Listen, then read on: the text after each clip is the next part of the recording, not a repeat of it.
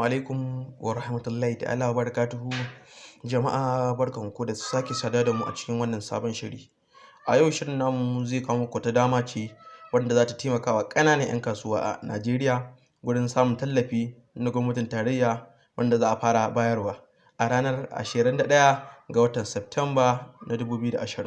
Wannan shi tallafin za a fara bada shi ne a ranar za a fara registration ɗinsa ne a ranar 21 ga watan Septemba na 2020. Shi dai wannan tallafi an ware wasu maƙudan kuɗi ne ƙarƙashin gwamnatin shugaban ƙasa Muhammadu Buhari gurin tallafawa ƙananan 'yan kasuwa saboda wannan matsala da ta afka da mu wanda muke fatan Allah ya kiyaye gaba mai suna coronavirus wanda ya yi ma'ana ya mana gibi a cikin tattalin arzikin ƙasa na Najeriya. To shi dai wannan site ɗin zai fara aiki ne ranar 21 ga watan Septemba 2020. Zai fara aiki da misalin 12 dare na wannan lokacin. Za ka iya zuwa kai registration ɗin wannan site ɗin. Za mu shiga cikin Google Chrome ɗinmu, za mu ba ku sunan site ɗin inda zaran abin ya fara aiki a lokacin za ka je ka registration ɗin domin Allah ya sa kai ma ka samu, ni ma in samu, shi ma ya samu, kowa ya samu domin a amfana tattalin arzikin ƙasa mai farfaɗo a wannan ɓangare. Za mu shiga Google Chrome ɗinmu kamar da kuke gani.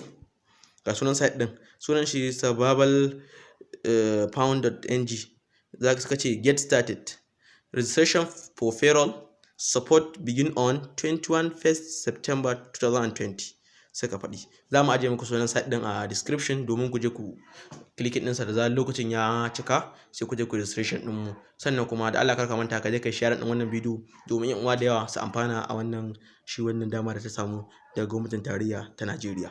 Da Allah kuma kar ka manta da alamar subscribing sannan kuma kar ka manta da alamar like. Ni ne naku Anas Suleiman mai tashar ASP TV yake cewa assalamu alaikum wa rahmatullahi ta'ala wa barakatuh. Sai mun haɗu da ku a shiri na gaba. Za mu kawo muku shirin yadda ake yin registration ɗin shi site ɗin ma gaba ɗaya domin matsaloli da su fuskanta a baya kaga an yi session da sauransu kuma gashi an zo an yi mistake wurin registration ɗin. Za mu yi muku yadda za ku yi registration ɗin da zarar an buɗe abin. Mun gode. Wassalamu alaikum.